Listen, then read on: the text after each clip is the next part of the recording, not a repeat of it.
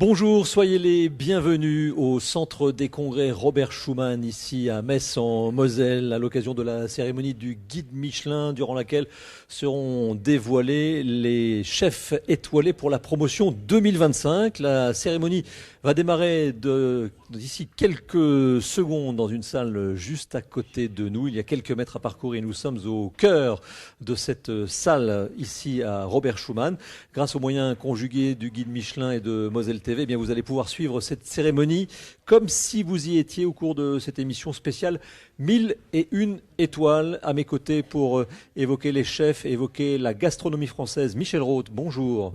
Bonjour. Michel Roth, Bocuse d'Or, meilleur ouvrier de France et chef exécutif du Ritz pendant de nombreuses années, doublement étoilé. Et à vos côtés, eh bien, c'est Thierry Millet. Bonjour. Bonjour. Vous êtes professeur de service et de commercialisation au lycée Raymond Mondon à Metz. Meilleur ouvrier de France 2011, comme en témoigne, c'est un tout petit peu plus discret que le col de Michel, puisque vous avez un col de chemise, mais vous êtes aussi un MOF, meilleur ouvrier de France 2011, maître d'hôtel service et art de la table. Et c'est vous qui avez préparé cette table mini étoile, et nous allons évoquer dans quelques instants les étoilés, bien entendu, mais nous allons évoquer aussi la formation et la transmission, puisque cela tient particulièrement à cœur à Michel Roth. Dites-nous un peu comment cette table a été préparée. Alors, avec quelques contraintes, mais on trouve toujours des solutions. Je voulais partir sur la couleur rouge, puisqu'on l'appelle le guide rouge. Donc, on n'est pas obligé de dire à chaque fois Michelin, mais son surnom, c'est le guide rouge. Les 3 bouquets de fleurs ont été préparés en association avec les apprentis fleuristes du CFA Raymond Mondon et leurs enseignantes. Ils ont voulu partir également sur cette couleur rouge. 3 bouquets, puisque la possibilité d'avoir 3 étoiles.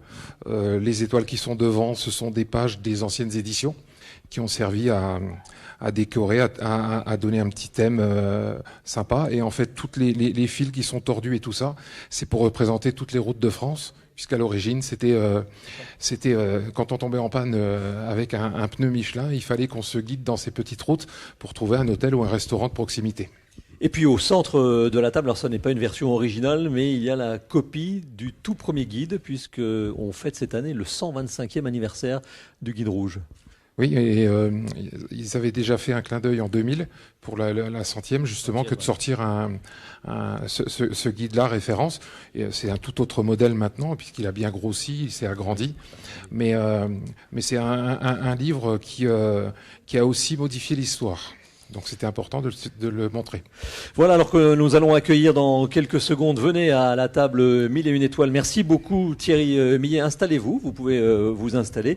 C'est Elisabeth Boucher. Bonjour, soyez la bienvenue à notre table. Bonjour. Vous êtes la directrice des relations extérieures. Voilà, il est 17h03, ça commence presque dans la salle. C'est une énorme manifestation à monter, cette révélation du guide Michelin 2025.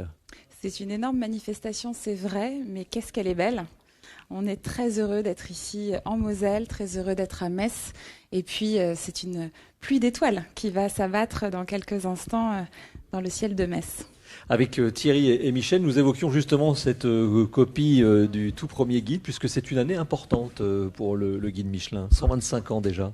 Absolument, 125 ans que le guide est né, de la vision finalement formidable des fondateurs du groupe Michelin, André et Édouard, et ils avaient promis que le guide vivrait au moins un siècle.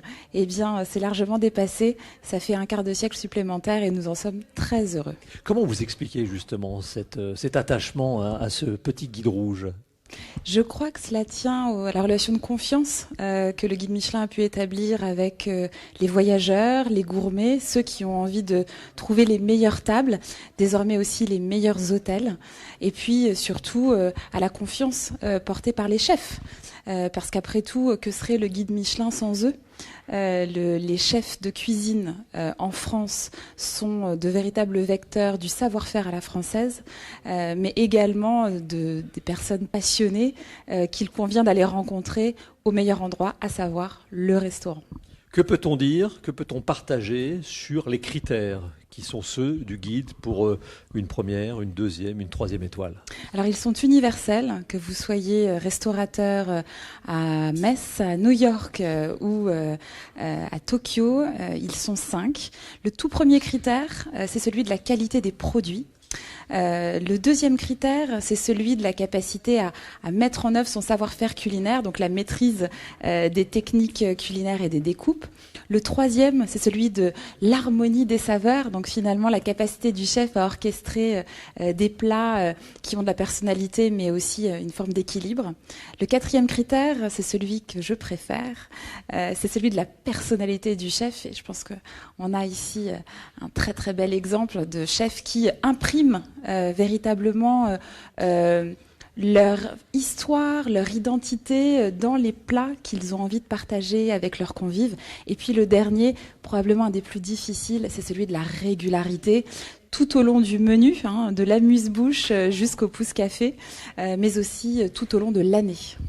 Donc, 1 étoile, 2 étoiles, 3 étoiles, ce sont les distinctions les plus traditionnelles, mais depuis peu, il y a de nouvelles récompenses qui ont vu le jour. Absolument. On adore le bib gourmand. Cette distinction qui récompense les restaurants offrant un merveilleux rapport qualité-prix, souvent une cuisine de marché avec une carte réduite, mais qui permet à un grand nombre de personnes d'aller se faire plaisir chez des restaurateurs passionnés qui ont vraiment à cœur de faire connaître leur terroir. Et puis, un peu plus récemment encore, on va bientôt fêter ses 6 ans, c'est l'Étoile verte, cette récompense formidable qui distingue les pionniers de la transition gastronomique, ceux qui finalement sont en train de trouver des solutions pour que tout ce que l'on aime aujourd'hui puisse perdurer demain. Voilà, donc la cérémonie commence précisément avec quelques toutes petites minutes de retard, mais vraiment pas grand-chose. Donc c'est maintenant que tout se joue, que tous ces chefs sont suspendus évidemment aux lèvres du guide Michelin pour savoir si ils vont progresser encore cette année. Absolument, et là vous voyez, j'ai une copie des notes de Gwendal Poulenec, le directeur international des guides Michelin. Donc les étoiles sont sur la table, c'est le cas de le dire, et très bientôt sur scène. On se réjouit d'avance de pouvoir célébrer ces talents merveilleux. Merci d'être passé à la table 1001 étoiles pour le lancement de ce guide Michelin 2025, Elisabeth Boucher. Je rappelle que vous êtes la directrice des relations extérieures. Merci. Michel Roth, quand vous entendiez notre invitée Elisabeth Boucher évoquer le guide Michelin, je sentais que vous étiez en harmonie avec tous ces propos, notamment sur les critères et la personnalité du chef. C'est vrai que ça compte beaucoup. Oui, je crois que c'est un des critères essentiels parce que je crois que quand on va dans un restaurant, on rentre bien sûr je veux pas dire comme dans une maison, mais il faut à travers les plats, bien sûr, il faut qu'on ressente comme elle l'a dit, une personnalité, une authenticité et qu'on puisse reconnaître, on va dire, la patte du chef, et c'est ça qui fait souvent qu'on passe d'une étoile à une autre, parce qu'il y a une vraie identité, une vraie différence avec la diversité est importante aussi, et le dernier critère qui me semble aussi en adéquation, c'est la régularité, parce que ça doit être comme ça tous les jours, tous les midis, tous les soirs, pendant toute une année. Et parmi les prix, alors nous n'avons pas eu le temps d'évoquer l'ensemble des distinctions. Il y a l'étoile verte, il y a le bib gourmand, mais il y a aussi de nouveaux prix. Ce sont les prix du meilleur jeune, du meilleur sommelier, du service aussi. Et c'est pour ça que je me tourne vers vous, Thierry Millet. Ça prouve, et ça les chefs le disent souvent, qu'une étoile, une récompense, c'est un travail d'équipe et ça commence dès l'accueil des clients jusqu'à leur départ. Et évidemment, c'est là que vous intervenez. Oui, bien sûr, on est en fait le complément de la main ou le prolongement du bras. On en discutait hier encore sur le village gourmand avec d'autres chefs, avec Michel. Effectivement, c'est un vrai travail d'équipe.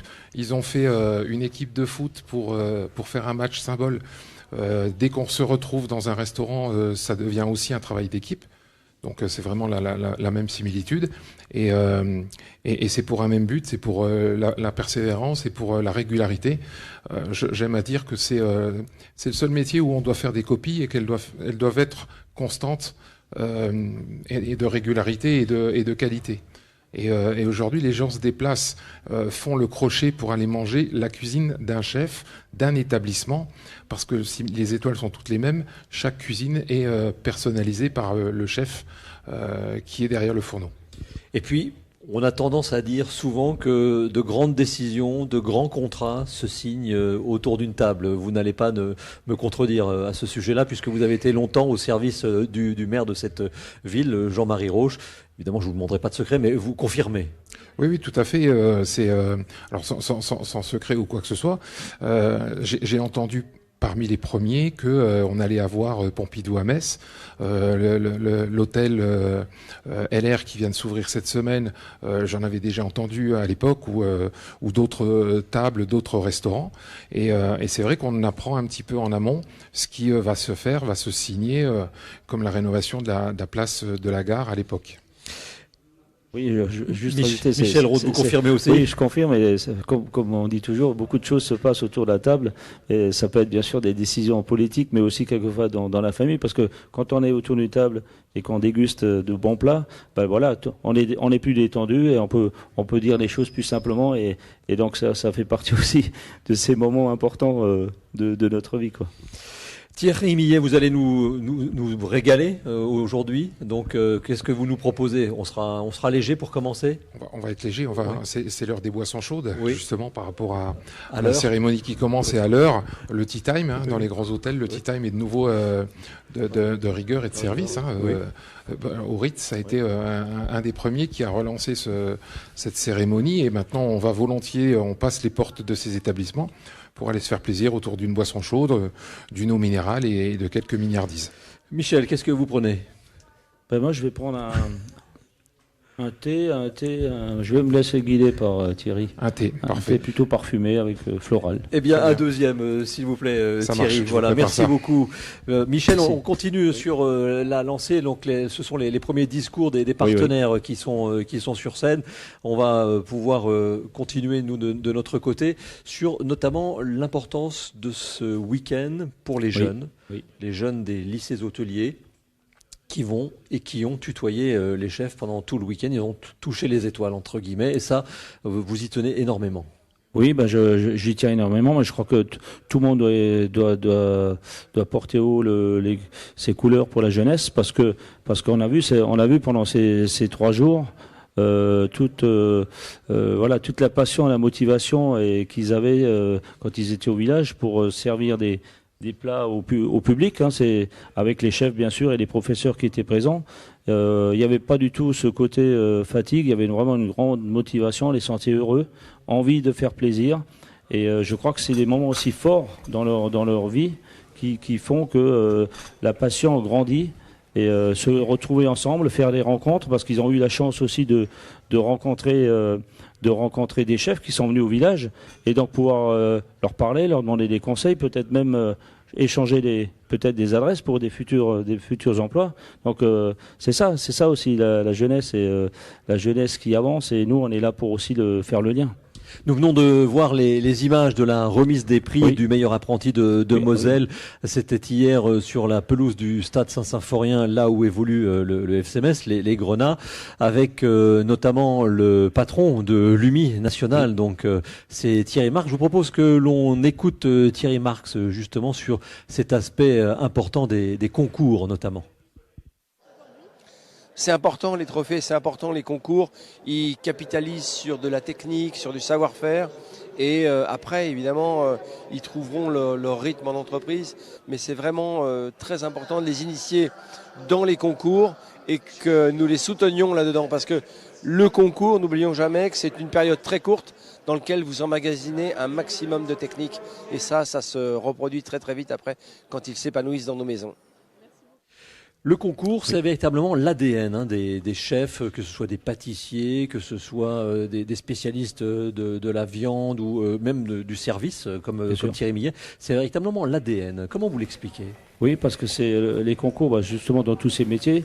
On a entendu à l'instant, c'est le concours. Là, on évoquait le concours du meilleur apprenti de Moselle, service et cuisine. Et ça existe aussi bien sûr dans les autres métiers de la restauration. C'est un peu un début, c'est un premier tremplin pour les jeunes. Et la plupart du temps, ils se prennent au jeu, c'est-à-dire que c'est de la compétition déjà. Et donc c'est un début pour eux où ils se retrouvent avec d'autres dans des cuisines et pour élaborer des plats qui sont Alors, comme là, il y avait un plat plutôt imposé, l'œuf Florentine, et ils avaient un plat libre avec le lapin. Donc voilà, donc ils s'exposent, mais en même temps, ça enrichit leur savoir-faire. Et souvent, je peux même le dire aujourd'hui, c'est ce qui m'a vraiment donné, parce que j'ai passé par là aussi, et c'est ce qui m'a vraiment donné envie de continuer à faire des concours. Voilà, donc c'est parce que c'est vraiment encourageant, et c'est pas juste d'être sur le podium, c'est parce qu'on apprend beaucoup de choses, on s'entoure, il y a un esprit d'équipe qui s'installe, et il y a toutes ces rencontres qui font qu'on avance bien dans ce métier. Vous pourriez nous dire combien de concours vous avez fait, par exemple, dans votre carrière, avant de peut-être stabiliser les choses J'ai eu la chance d'en faire beaucoup. Alors c'est vrai que j'ai eu la chance d'en remporter beaucoup. Les plus importants, c'est le prix Tétinger, et ensuite le concours des meilleurs moyens de France et le Bocuse d'Or la même année. Donc voilà, j'ai travaillé fort, mais c'est aussi grâce. Encore une fois, c'est pour ça que je rajoute, il faut des mentors. Moi, j'avais mon Monsieur Leguet qui était le chef du Ritz avant moi et qui m'avait beaucoup appris et il m'avait conseillé, il m'avait montré. C'est pour ça que je dis que nous aussi, on est très important.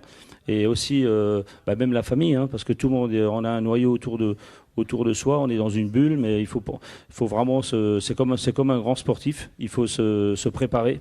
Et il faut être aussi le stress, justement faire attention au stress et pour être bon et très bon le jour J.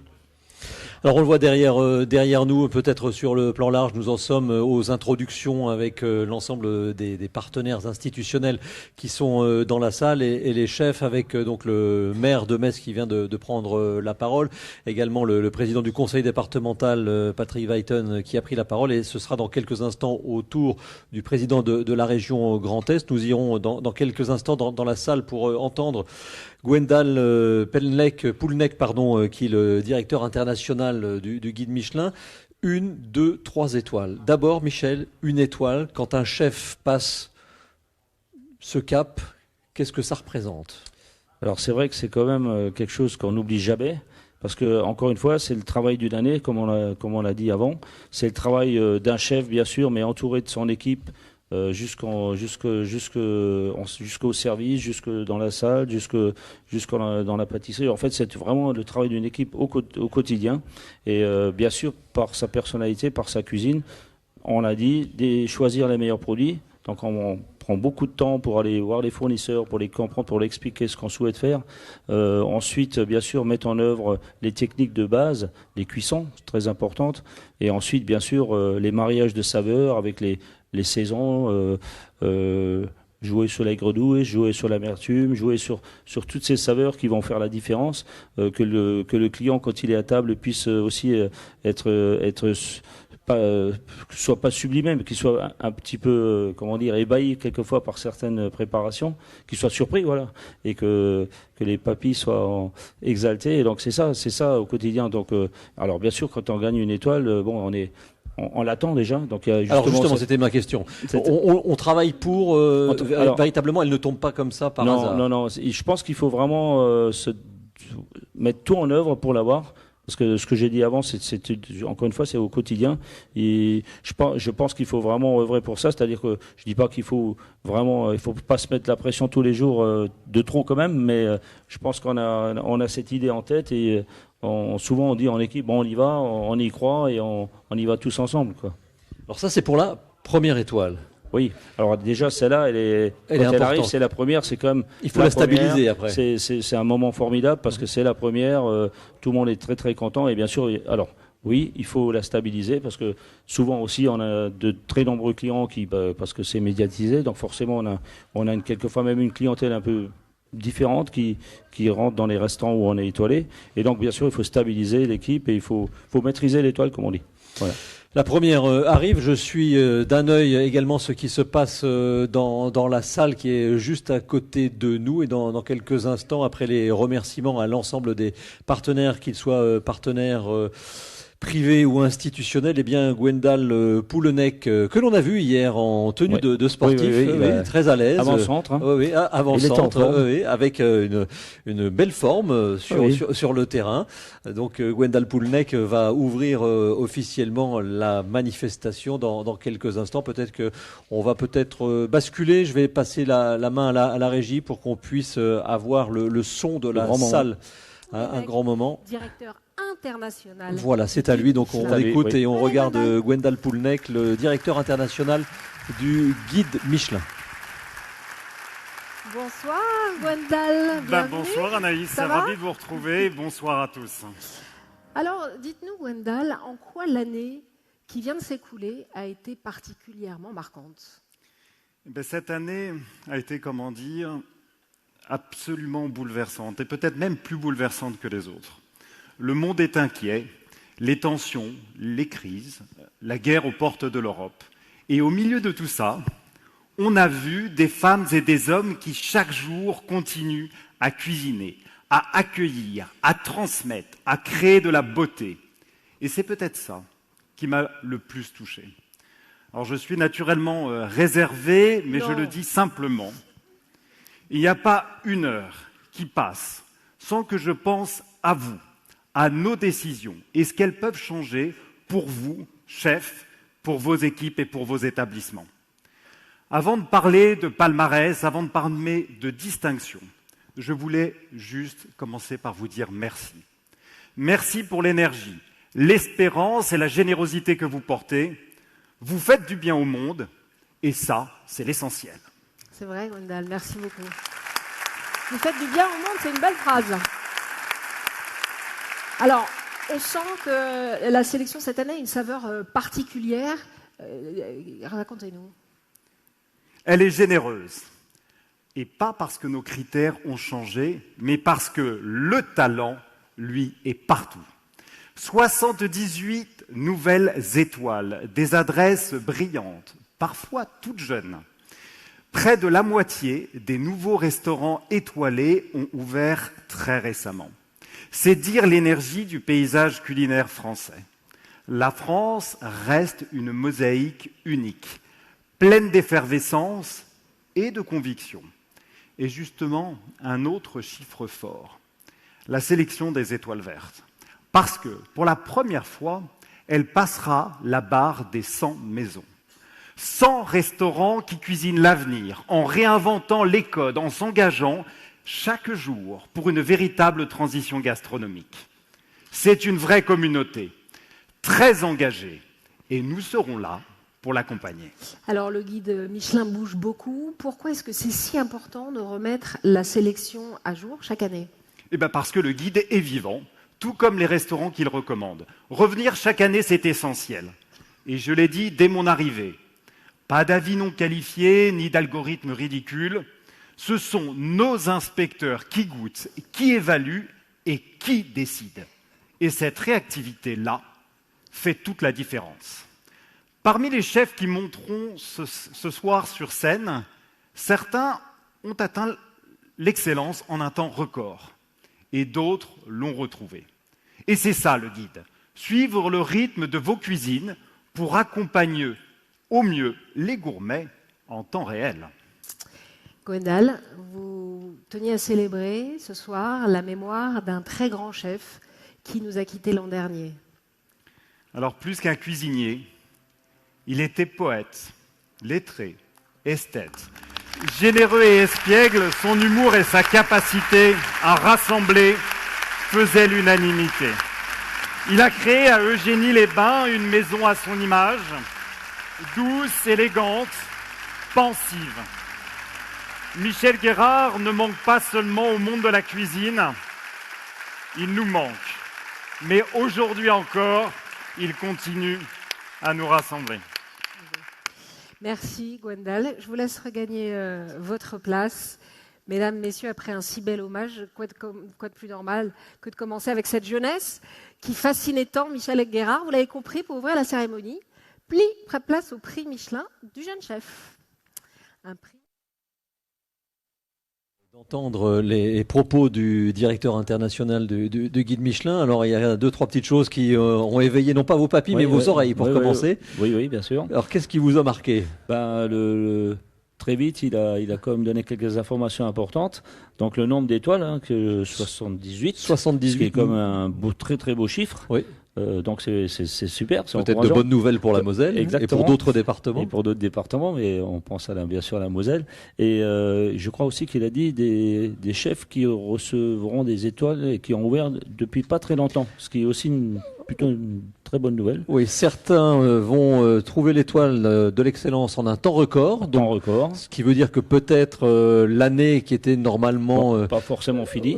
Pas finie, peut donner l'étoile si par exemple on a 8 ou 9 mois de très bon service. Ça veut dire ça. Et puis d'autres vont le retrouver ou la retrouver cette excellence. Donc, ça aussi c'est une information importante parce que je pense que parmi tous les chefs, de nombreux chefs attendaient aussi cette phrase parce que ils sont dans ce cas-là, et donc on peut avoir justement de très belles nouvelles pour eux, et on leur souhaite bien sûr. Alors, juste avant d'entendre Gwendal Poulenec, alors que là, ce sont différents titres qui sont remis. Le titre du jeune chef, le titre du mentor. Ensuite, nous aurons les étoiles. Première étoile, le service et la sommellerie, puis ensuite 2 et 3 étoiles.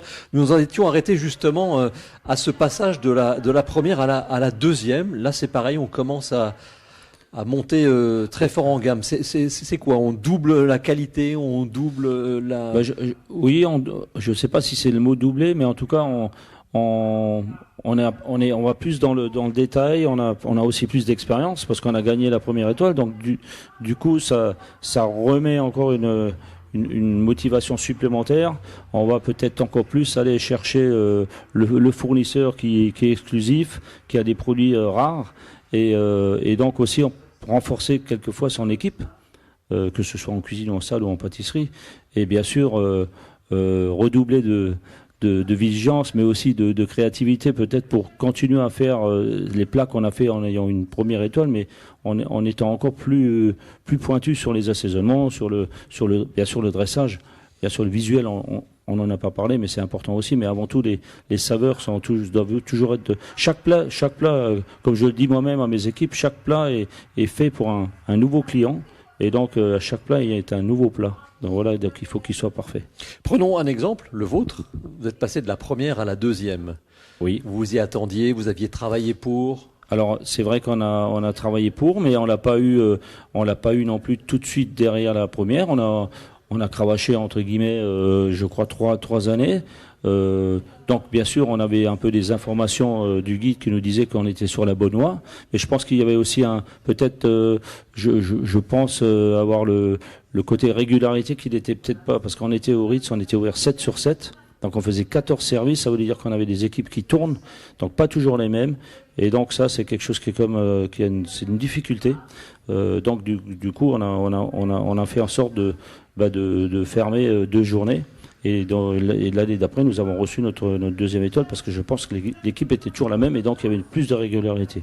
Donc vous l'avez dit, la régularité, vous le disiez déjà tout à l'heure lorsque Alexandre Keff était avec nous. Ça, c'est très important. C'est un peu le même parallèle qu'avec un sportif de très haut niveau. Voilà, il faut être bon tout le temps. Il faut être bon tout le temps, et bien sûr, il y a aussi les commentaires des clients. Bien sûr, parce qu'avant tout, on cuisine pour nos clients, même si les inspecteurs sont des clients aussi.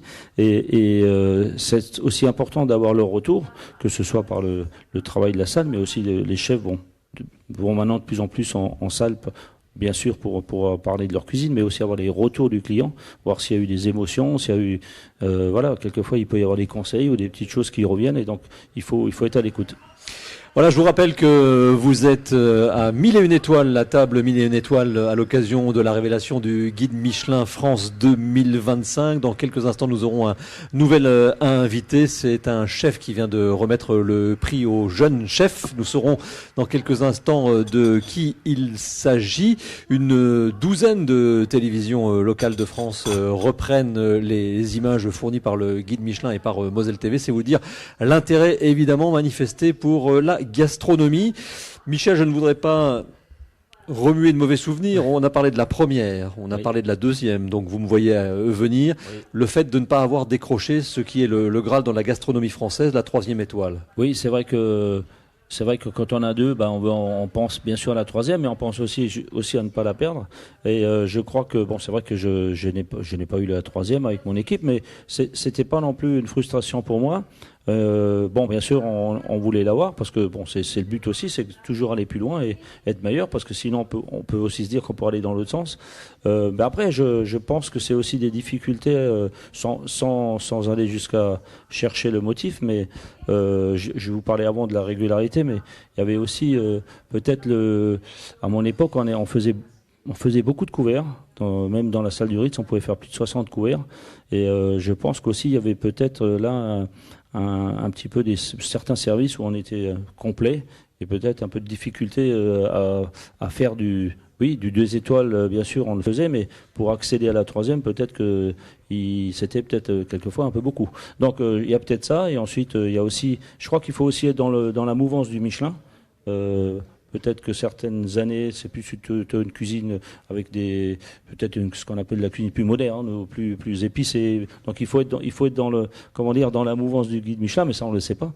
Et donc peut-être que aussi, peut-être que ces années-là on n'était pas. C'est vrai que nous ma cuisine est comme une cuisine reconnue plutôt traditionnelle, parce que le Ritz fait partie des grosses maisons de prestige de la France. Donc il fallait quand même être dans la lignée de la cuisine gastronomique française. Donc peut-être que là, dans les cuisines traditionnelles, peut-être à cette époque-là, on était plus sur des cuisines plus d'auteur, plus personnelles qu'on retrouve chez les chefs qui ont leur propre maison. C'est vrai que quand on est chef de palace, on n'est pas chez soi. On est chef d'une grande maison, donc on a aussi le devoir de respecter la lignée d'une maison comme le Ritz, quoi. Un mot sur Michel Guérard, qui a été honoré par Gwendal Poulnek. Oui. Michel Guérard qui est décédé avec 3 étoiles, justement. Oui. C'est quoi pour vous? Très longues années. C'est un monument de la gastronomie. Oui. Je crois qu'il a fêté plus de 40 ans de triple étoile. C'est ça, Jérôme. Oui, c'est un monument, et je crois que pour le monde entier, Michel Guérard était vraiment un exemple de réussite, mais il est aussi je pense peut-être le premier à avoir créé la cuisine moderne et légère. On parle de lui comme étant un des pères de la cuisine moléculaire. Aussi, oui, mais aussi parce qu'il avait un jardin avec des herbes et des légumes, donc il faisait aussi une cuisine de bienfaisance, et donc les gens allaient aussi pour la légèreté de sa cuisine, mais aussi sa personnalité qui a amené beaucoup à la gastronomie, à la cuisine française.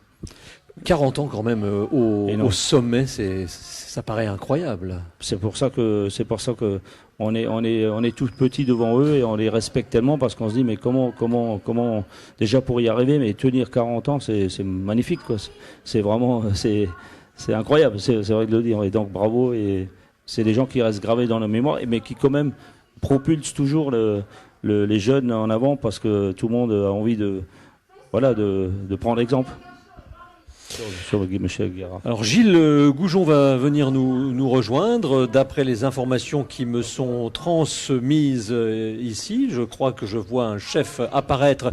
Venez, installez-vous, chef, à la table 1001 étoiles. Bah oui. Prenez-le. Bonjour. Bonjour. Alors vous avez, il y a quelques instants, donc vous êtes triplement étoilé. Merci d'être parmi nous. Et vous avez remis le prix du jeune chef. Nous étions en direct, mais voilà, nous n'avons pas entendu qui est l'heureux élu de cette année 2025. Alors Valentina, j'ai peur de flinguer son nom, Jacobem, je ne sais plus exactement, qui est à Lille. C'est une jeune femme, oui. Une jeune femme de Lille. Et qui décroche en même temps sa première étoile. Et qui décroche en même temps sa première étoile. Incroyable. Voilà, c'est vrai que les femmes. Elle a moins de 30 ans. Bravo, félicitations. Alors justement, vous travaillez avec vos enfants. Oui. Dans la maison, ça se passe bien déjà d'ailleurs en Merveilleusement. famille. Merveilleusement bien. Je confirme. Hein. Oui. C'est du bonheur. Oui. Puis je les ai vus ensemble, ils sont. Et les chefs les connaissent parce qu'ils m'accompagnent souvent. Et c'est vrai que j'ai cette chance-là d'avoir des jeunes qui sont bien éduqués, c'est grâce à nous quand même. mais en plus, ils sont bosseurs hein, et qui ont du talent et qui sont avec moi tous les jours. Et franchement, depuis 2 ans qu'ils m'ont rejoint, ça m'arrange bien. Hein. Un mot sur la transmission. Oui. Avec Michel, vous vous êtes trouvé parce que lui, Michel, c'est aussi son dada. Et vous? Vous savez, d'abord, on a un point commun, c'est qu'on est meilleur de France. Et meilleur de France, on doit être dans la transmission tout le temps. Voilà. Donc c'est ce que je disais sur scène tout à l'heure, la transmission. Sur le plateau, il y a beaucoup de gens qui n'ont pas à souffrir de la transmission parce que c'est vraiment un cadeau de notre métier. Et vous savez, Oscar Wilde disait, si tu n'as pas transmis au moins tout ce que tu sais à une personne, tu as raté ta vie. Je pense que dans notre métier, il y en a peu qui ont raté leur vie parce que c'est l'ADN de notre métier, la transmission. Alors comment vous vous y prenez justement? Parce qu'on a toujours une image du chef, pas ténébreux, mais voilà, qui vous moins peut-être, mais voilà. Non, regardez, on dirait Richard Gere, il n'est pas ténébreux. On a Richard Gere. Il nous la sort. Comment vous faites Et Carlos. pour transmettre la passion en étant exigeant aussi, puisque depuis le début de cette émission, c'est l'exigence quand même qui ressort. Parce que vous êtes avec eux au quotidien tous les jours. Et c'est vrai qu'un gamin, mais moi-même, certainement, Michel aussi, quand on avait 15-16 ans, on nous disait, fais comme ça. C'était rébarbatif et peut-être ça nous ennuyait beaucoup. Mais c'est, au bout d'un moment, vous avez un jeune qui a travaillé avec vous et qui va passer ce cap-là. Et il va vous le remercier 10 ans plus tard. C'est grâce à tel chef que je suis venu comme ça, parce que. Donc on transmet notre passion. Des fois, c'est juste sur un petit truc. Regarde comme c'est beau. Il faut être contemplatif.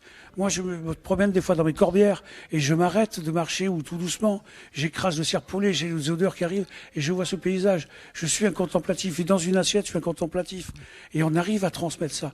Les jeunes aujourd'hui sont pas, comme on nous raconte des fois, qui veulent pas faire ci, qui veulent pas faire ça. Il suffit de leur allumer une petite lumière. La passion. Et quand cette lumière est allumée, ils vous suivent dans votre passion. Alors, je vais dire le nom de la jeune fille à qui vous avez remis le prix. C'est Valentina Giacobbe du restaurant Ginko à Lille, qui n'a pas 30 ans. Donc, prix du jeune chef Michelin et première étoile en même temps. Vous êtes 3 étoiles donc dans l'Aude à Font-Joncouse. C'est un endroit un peu éloigné de la ville de Metz, mais nous viendrons avec grand plaisir. Tout à l'heure, Madame Mouton a annoncé que de Toulouse, ça faisait très loin. Mais je vous confirme que de Font-Joncouse, encore plus. Alors vous avez une spécialité, c'est l'œuf pourri de truffe. Oui. Est-ce que vous pouvez nous en dire plus? Parce que le nom attire, évidemment. C'est énorme, ça je peux vous dire. L'œuf pourri, j'ai pris ce nom en venant d'Asie, parce que vous savez, il y a cet œuf de 100 ans qui est un peu mordoré comme ça. Et moi j'ai fait un œuf qui arrive tout blanc, immaculé, que vous le percez et il coule noir. Voilà. Et je l'appelais pourri parce qu'il est noir, mais aussi parce qu'il est plein de truffes. Et vous savez, un enfant, quand vous l'avez gâté, vous dites il est pourri gâté. Donc mon œuf, il est pourri gâté de truffes. C'est à venir découvrir chez nous, parce que je dévoile même pas dans mon livre la recette. Alors vous avez, je le disais, 3 étoiles Michelin depuis 2010. 15 ans cette année. Ça commence déjà à être un beau bail. Félicitations, bravo. Pas trop tendu pour dans l'heure qui suit, à peu près? Non, on ne vous a pas appelé. Depuis 15 jours, on sait qu'on les a gardés. Oui. Mon étoile à Béziers aussi, on l'a gardé. Et voilà, on a toujours de l'espérance pour faire mieux. Nous verrons. Un mot sur la tendance de la cuisine actuelle. Qu'est-ce que vous pouvez nous dire, vous? Qu'est-ce que vous avez envie de préparer, de proposer à vos clients en ce moment? Moi, j'ai une cuisine qui est contemporaine, mais qui est toujours basée sur un terroir, sur une cuisine française bien enracinée. Vous savez ce que je dis? Je te l'ai dit il y a pas longtemps d'ailleurs. C'est, je dis aux jeunes, la cuisine que tu vas créer doit être comme un arbre. Ça veut dire quoi? Ça veut dire que l'arbre, tu vas lui permettre de développer ses racines très profondément. Le tronc va devenir fort pour avoir plein de branches vigoureuses et toutes les feuilles vertes seront ta créativité. Voilà, seulement ça. C'est sûr que ça donne envie de venir travailler dans votre brigade. Ça c'est sûr. Mais comme il le dit, les bases, avant tout les techniques et les bases, et ensuite on peut s'amuser, comme on dit. Exactement. Est-ce que vos enfants, Enzo en cuisine et Axel en pâtisserie, vont reprendre derrière vous? C'est prévu? Oui, c'est prévu. Oui. Vous savez, il y a 2 ans, je leur ai posé la question. Est-ce que ça vous dit de reprendre? Parce que c'est un challenge de reprendre à Font-Joncouse, hein. C'est quand même pas rien. Et ils m'ont dit oui. Donc, j'ai refait les chambres en plus beau. J'essaie de tout remonter l'entreprise d'un niveau encore plus haut que ce que c'était pour que quand je vais me reculer tranquillement et puisse avoir quelque chose de top. Pierre, puisque vous avez visiblement une génération pas très éloignée de celle de Michel, qu'est-ce que vous pouvez nous dire sur cette fête du Michelin qui a un petit peu changé au cours des années, puisqu'en 2010, ça n'était pas une grande journée comme celle-ci pour mettre en avant les étoilés. Vous appréciez en cette 2010, réunion? c'était mon année. Oui. C'est ça que vous voulez dire? Non, mais en 2010, on n'avait pas ces grandes fêtes. Moi, je me rappelle, on recevait un fax ou un email. Il n'y avait pas de conférence, il n'y avait pas de grande fête. Est-ce que vous appréciez ce côté, ces réunions de tous les chefs, 500, 700 chefs? C'est vrai qu'on avait la réunion après, a posteriori. Oui. C'est vrai qu'on recevait. C'était chouette aussi, hein, parce que c'était comme ça. Bah et, voilà. On était entre l'équipe, on recevait un mail et c'était une folie. Un coup de téléphone d'abord du patron Michelin. Oui, pour la troisième. Pour la troisième, c'était ça. Oui, c'est vrai que pour la première et la deuxième, on recevait des fax ou des fax, parce qu'on est vieux. Oui. Puis après, les mails. On voulait pas le dire. Tant que vous m'avez pas dit télégramme, ça va encore, ça passe. Et après, c'était le coup de téléphone du patron. Voilà. Merci beaucoup. C'était la fête dans le restaurant, bien sûr. Ah oui, bien sûr. On s'embrassait, on pleurait. Moi, j'ai jamais assumé une étoile quand la journée. Au bout de 15 ans, tiens, justement, en parlant de fête dans le restaurant, Michel me tend une perche. Vous faites toujours la fête pour célébrer le fait que vous êtes toujours en haut et que vous êtes toujours régulier dans les 3 étoiles. C'est-à-dire que ça n'est pas une banalité. On fait pas la grande fête, mais on ne passe pas dans la banalité non plus. On attend toujours la remise et puis dimanche, on va boire un coup avec l'équipe, bien sûr. Bien sûr. Merci beaucoup Gilles Goujon, chef triplement étoilé de l'auberge du Vieux Puy à Font-Joncouz. C'est dans l'Aude et nous y passerons avec plaisir, quand nous descendrons un peu plus dans le sud. Mon père a été militaire dans l'aviation, était pilote à Frescati. Très bien, mais il n'y a plus d'avions maintenant. C'est le centre d'entraînement du FCMS. Il y a des arbres qui ont poussé. Et il y a des arbres qui ont poussé. Voilà. Merci pour l'anecdote. Merci beaucoup. Et vous pouvez prendre un peu d'eau. Regardez, Thierry va vous servir. Restez assis. Thierry va vous servir. Thierry Millet. Voilà. Là, vous êtes juste devant ma caméra, chef. Oui. Merci beaucoup. Magnifique. Ce que je vous propose, Michel Roth, c'est que nous allions un peu en salle, puisque alors on a pris un peu de retard au début, mais visiblement ça défile. Ce sont les étoilés, les premières étoiles qui sont récompensées. Donc on retourne en salle pour découvrir qui sont les heureux élus cette année 2025. De votre propre maison qu'on vous retrouve, Monique, c'est une ancienne remise agricole que vous avez entièrement réhabilitée et qui porte le nom de ma grand-mère. De votre grand-mère. C'est quand même le plus bel hommage qu'on puisse rendre à sa grand-mère. Le chef qui parlait de transmission, c'est magnifique, elle vous a transmis. Vous êtes très ému. Ouais, beaucoup. Oh, venez dans mes bras. Venez. Vous pensez à elle, là? C'est ça?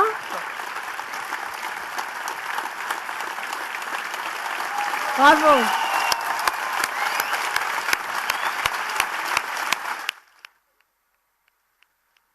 Elle sera très fière de vous. Elle sera très fière de vous. Vous savez.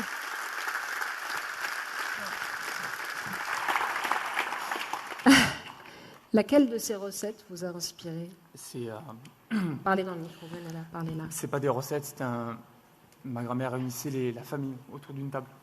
Et j'ai fait ce restaurant pour ça. Elle réunissait la famille, c'est ça? Autour de la table? Pour moi, le plaisir de la table, c'est pas que la cuisine. C'est un plaisir de se réunir, de partager. Et c'est tout ça. C'est ça qu'elle vous a appris? C'est tout ça. Voilà. Je suis désolé, je suis très ému. Ben, je comprends. Bravo à vous. Bravo. Et vive Monique. Bravo. Bravo. Allez, à présent, l'Est. Les restaurants à l'Est qui décrochent une étoile Michelin. Grand Est même. Palais Grillé chez Henri Guillaume Montjuré, Autran-Méaudre en Vercors.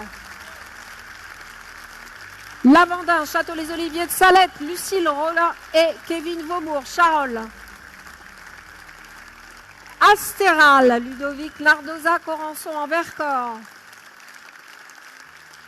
Ombellule, Tabata May, Ludovic May, Lyon. C'est chez nous, Lucas Dumély, Margencel.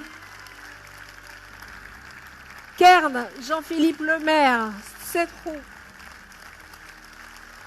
Auberge de Clochemerle, Robin Barthes, Vaux en Beaujolais. La Boréa, Florian Descours, Verras. Château de Courban, Maxime Le Sobre, Courban. La Chenaudière, le feuillage. Jean-Paul Laquer, Colleroy-la-Roche. Arban, Philippe Mille, Reims.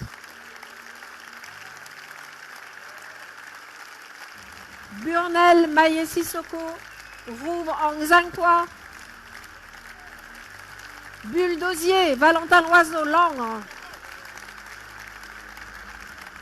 Le millénaire, Benjamin Andreu, Reims.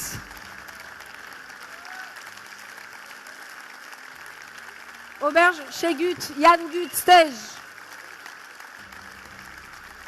Vous, Julien Gatillon et Jean Pastre, Megève. Yozora, Charles Colombo, Metz. Et on finit naturellement à l'est.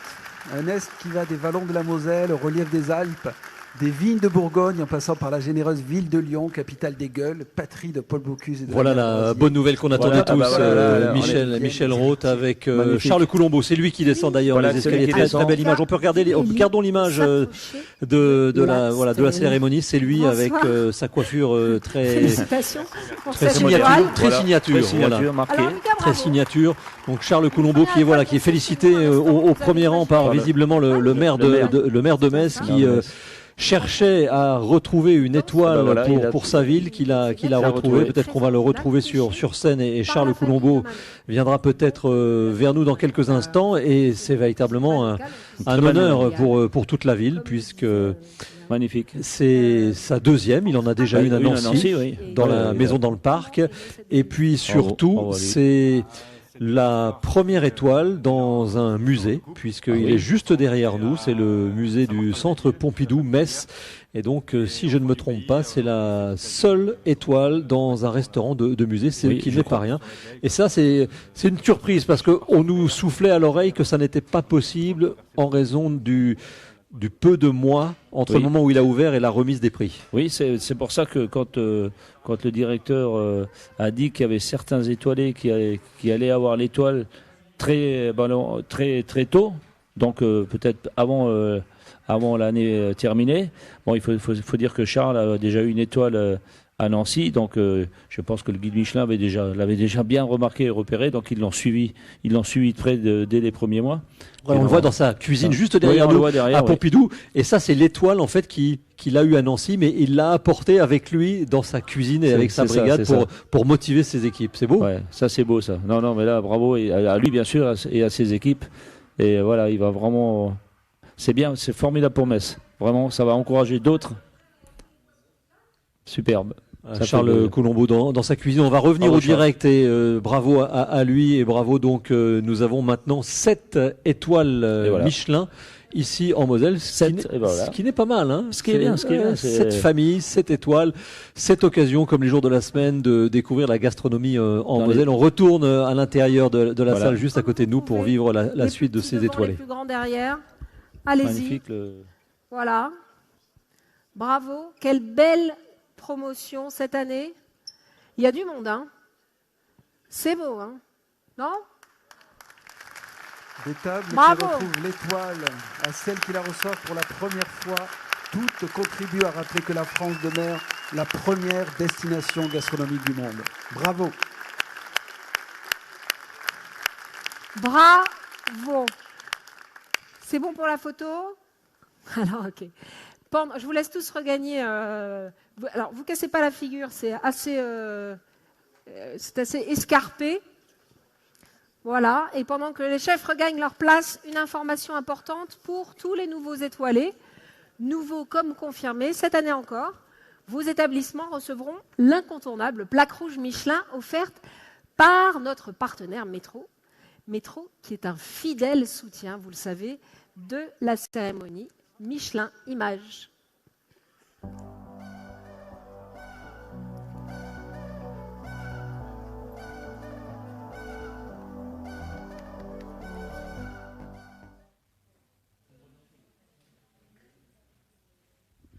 Voilà donc l'on connaît l'ensemble des chefs qui ont été célébrés avec cette première étoile, avec une liste qui est très très longue, donc ça va être compliqué de vous les lire. Je les reçois à l'instant. En tous les cas, dans le Grand Est, ils sont 7 nouveaux étoilés. Oui, donc la Chenaudière à Colloy-la-Roche, qu'on ne présente plus, qui est un très bel établissement avec notamment un très beau spa.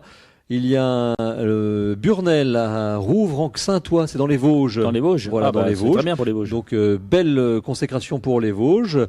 Le Bulldozier à Langres, donc c'est une nouvelle étoile. Arban à Reims, le Millénaire à Reims également. Donc deux nouvelles étoiles à Reims et une autre à l'auberge chez Goutte, c'est à Stège en Alsace. Ah, en Alsace. Voilà, donc 7 étoilés avec les premières étoiles qui viennent d'être nommées. Je pense qu'on va pouvoir retourner maintenant en salle pour découvrir les étoiles vertes et on le disait tout à l'heure, c'est une récompense qui devient de plus en plus recherchée et il y en a plus de 100 cette année, donc comme le disait Gwendal Poulenec, donc je suppose que ça va prendre un petit peu de temps mais on va s'immiscer un peu dans la salle pour les découvrir ces étoiles vertes. Michelin du service, un prix qui est soutenu par San Pellegrino, Image.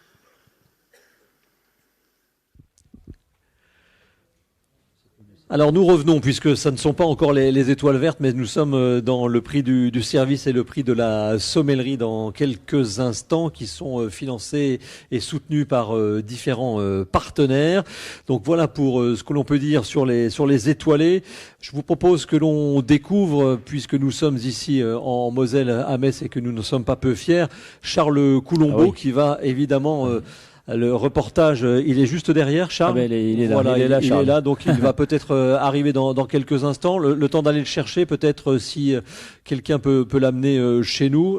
C'est une belle histoire. C'est une formidable histoire pour lui et pour son équipe et pour nous, pour Metz et pour nous la Moselle, parce que moi je le connais bien, c'est un jeune talentueux, il est passionnant et je trouve qu'il le mérite amplement. Le voilà qui arrive. Voilà Charles Coulombeau qui va venir nous accueillir. Venez Charles, aux côtés du chef Michel Rode, bravo. Voilà les applaudissements, félicitations. Bravo, installez-vous. Elle est belle cette image parce que dans votre dos vous avez en fait votre deuxième maison. Voilà. C'est ça. Le centre Pompidou. Alors de m'appeler le dernier de la cérémonie, je sais pas d'un point de vue nerveux si c'est recommandable, mais j'étais vraiment le dernier appelé.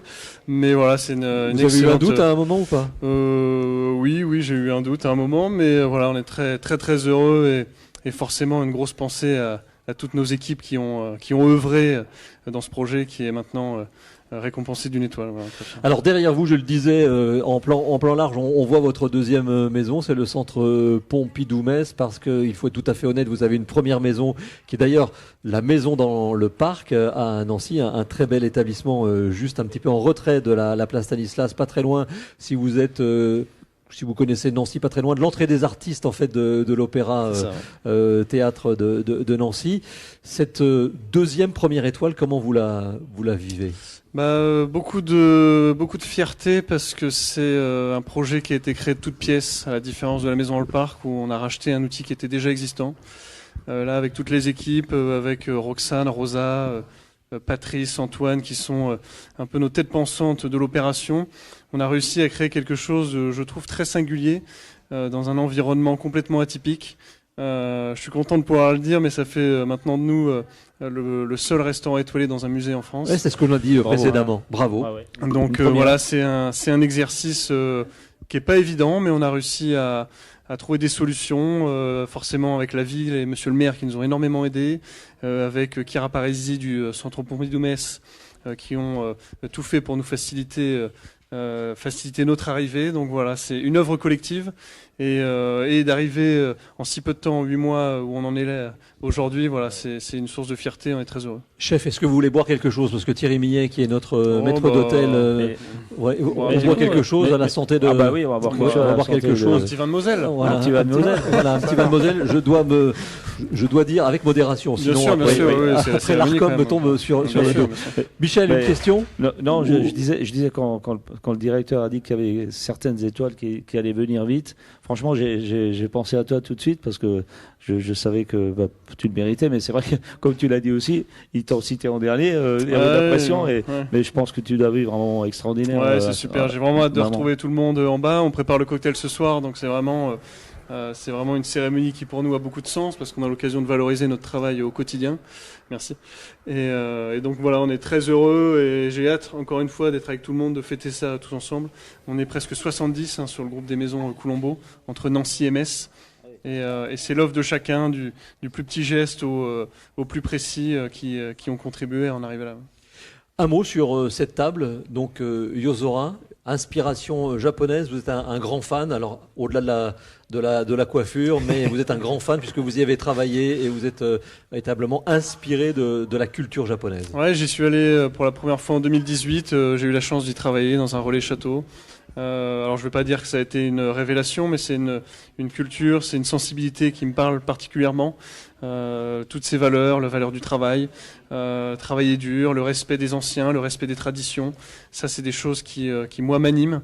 Et donc voilà, j'ai aussi, après quelques années de digestion, on va dire, à maintenant assimiler ce que j'ai pu y voir et y apprendre. Et ça ruisselle dans ma cuisine, autant à Nancy qu'à Metz. Et donc Yozora, ça veut dire, c'est un mot qui est très poétique en japonais, ça veut dire la voûte céleste, c'est le ciel nocturne. Et c'est un terme qu'on a choisi en hommage forcément à Shigeru Ban, qui est l'architecte du Centre Pompidou, mais aussi parce que le restaurant n'est ouvert que le soir. Donc voilà, ça avait du sens. Et comme ma cuisine a ses influences et ses sensibilités nippones, je trouve que tout ça était assez harmonieux, donc on est parti dans cette direction-là.